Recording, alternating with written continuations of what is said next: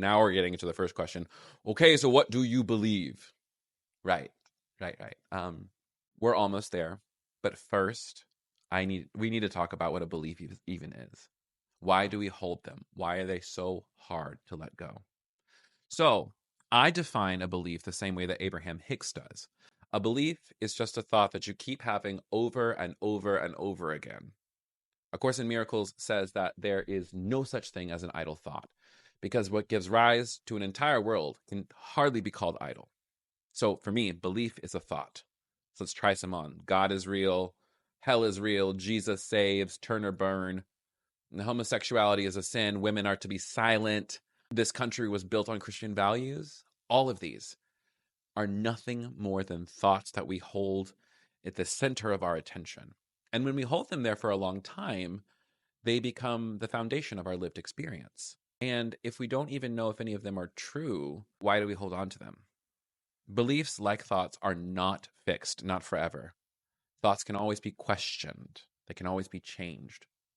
So in yoga, there's this concept called samskara, and it basically refers to our triggers. But, if we want to pull that out, the tendencies we have, our habits, and therefore also in our minds, it's our thought patterns. So think of it as like the yogic parallel or reflexive of what some folks call the neural grooves in your mind. Over time, you have the same thought. It reinforces the same neural pathways in your brain, making them seem like they're fixed, making it really hard to change, but they're not fixed. Recognizing those habits of thought and the patterns we move in, the paths our minds tend to take, recognizing these will allow us to figure out what is true versus what is not. So let me give you an example of samskara to just make it a little bit more concrete.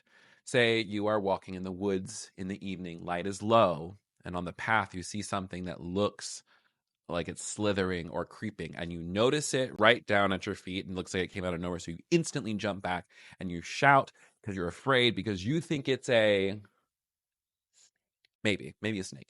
And then you turn the light on your phone toward the creeping thing, and you realize it's not creeping at all. It's not moving.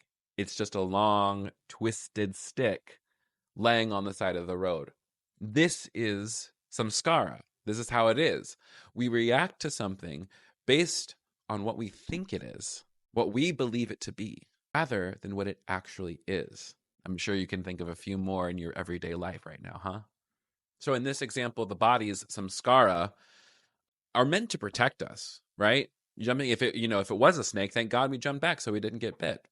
But this is also when we only live from reaction, the body will react almost instantly. Again, these things are called triggers, little or small.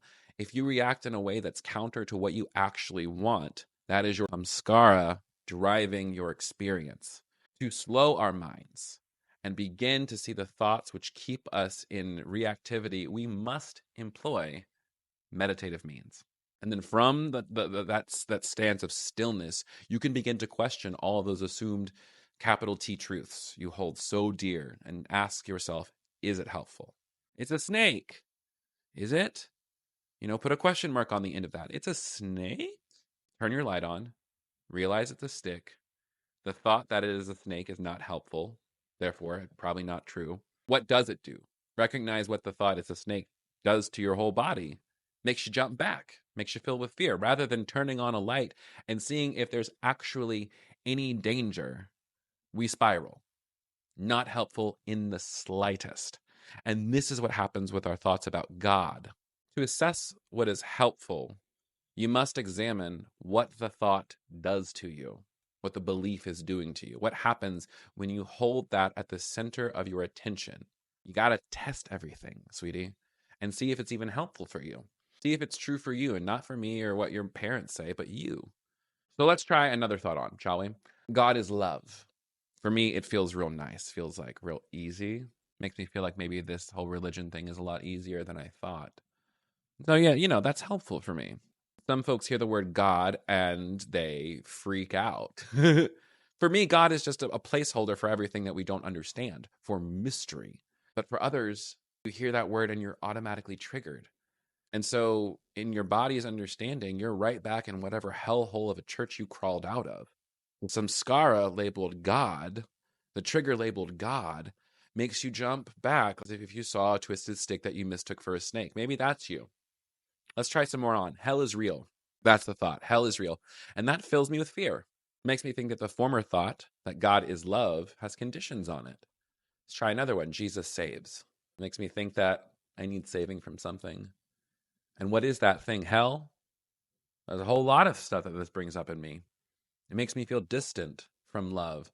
And, not 2 thoughts ago, I was, kind of like blissing out with God. But some folks here, again, Jesus is a samskara, is a trigger. But like for others, the name of Jesus invokes a sense of peace. I know for me, at least, it does. I think about the kindness of Christ and those moments where peace passed all understanding. So for me, that's helpful. And again, for you, you hear Jesus and you might think fraud, manipulation, white capitalism empire, modern fascism, evangelical fanaticism. Let's take another thought. Homosexuality is an abomination. What feelings does that bring up when I'm focused on that? I feel horrible. What about this one? Women are to remain silent. Doesn't feel great. Feels pretty bad. IMO. What about this country was built on Christian values? Well, in America, Christian values are almost always synonymous with capitalism and empire. So I could see how that works, but it doesn't, help my internal world. It helps me distance myself from the imperial identity that America wishes I would embrace. So what's the thought that you're carrying? What's the one belief, quote unquote belief, that you hold on to so dearly, the one you can't seem to change, the one thought that's been holding on and making you feel miserable? Why do you hold on to it? Why do you hold it at the center of your mind so often? And what would happen if you tried to replace it with something like, I don't know, there's great love for you here? And how we re-examine these thoughts that seem to be so very real, that create entire worlds for us. We begin to question these things through stillness, through meditation. We see what thoughts come up when we come to stillness, and in the quiet, we question, is it true? And I absolutely know that it's true. And what happens when I believe that thought? How do I treat myself and others when I believe it? Is there another reality available to me, a different thought? What if the opposite's true? Another helpful idea that I borrow from Abraham Hicks, they say that the feeling that comes up in response to any thought is an indicator of whether what you're thinking is in accord or in what your inner self knows to be true. Which is why you start crying when you start to think that hell is real and your non-Christian family is definitely there. Which is why you get upset when you hear that homosexuality is an abomination. Which is why you get indignant when you hear that women are to remain silent, because that thought, that belief, is in opposition to what love, what God, what spirit in you knows to be true. And when you switch up those thoughts, when you begin to hold other thoughts at the center of your attention, when your beliefs change, it's why things feel different. It's why you start feeling peace. It's why you smile a little bit. Now you're thinking with love instead of trying to make an insane thought fit into divine order of who you are and what you are, which is love. So, to sum this up, a belief is a thought that you keep having over and over and over again. And depending on what thought you focus on, it will inform your whole experience. And through practice, you can either learn how to examine those thoughts as you realize that through your thoughts, you create experiences. And through experience, you elicit feelings. And you are not any of those things. You are the one who witnesses them. And as you get that tiny bit of distance between your feelings and thoughts and who you are, just the tiniest bit of daylight, this is where your loving presence begins to heal you. Thank you so much for watching. This is part of a series of videos in the same video essay, but I'm chopping it up because this is YouTube. If you want to watch the entire video essay before everybody else and completely ad-free, go to patreon.com/thekevingarcia and join the crew of other spiritual seekers around the crowded table. And also, if you like what I'm saying, you're going to love what I'm saying in these 2 books, Bad Theology Kills and What Makes You Bloom. They're the 2 greatest things I've ever written, and they are sure to help you on your deconstruction/reconstruction/faith journey of wherever you're ending up, truly. please be sure to subscribe and then share this with somebody that you think needs to hear this. And then after you share it, comment below and let me know if you think I'm going to hell for this. I love y'all. Thanks so much. And I'll see you next time. Bye.